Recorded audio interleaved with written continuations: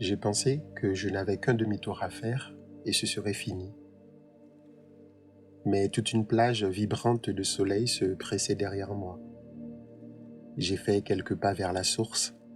L'arabe n'a pas bougé. Malgré tout, il était encore assez loin. Peut-être, à cause des ombres sur son visage, il avait l'air de rire. J'ai attendu. La brûlure du soleil gagnait mes joues et j'ai senti des gouttes de sueur s'amasser dans mes sourcils.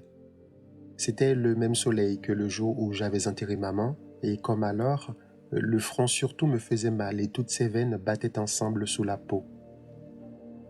À cause de cette brûlure que je ne pouvais plus supporter, j'ai fait un mouvement en avant. Je savais que c'était stupide, que je ne me débarrasserais pas du soleil en me déplaçant d'un pas, mais j'ai fait un seul pas en avant.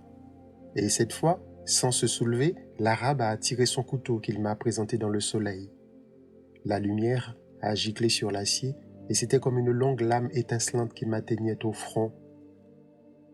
Au même instant, la sueur ramassée dans mes sourcils a coulé d'un coup sur les paupières et les a recouvertes d'un voile tiède et épais. Mes yeux étaient aveuglés derrière ce rideau de larmes et de sel.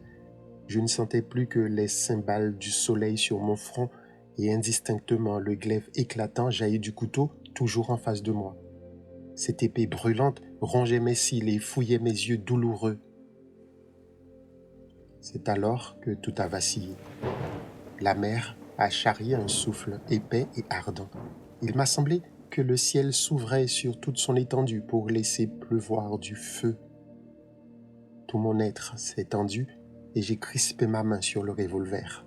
La gâchette a cédé, j'ai touché le ventre poli de la crosse et c'est là, dans le bruit à la fois sec et assourdissant, que tout a commencé. J'ai secoué la sueur et le soleil. J'ai compris que j'avais détruit l'équilibre du jour, le silence exceptionnel d'une plage où j'avais été heureux.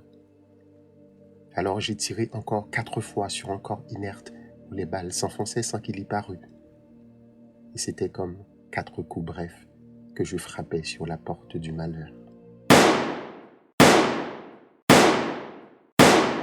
Albert Camus, L'étranger.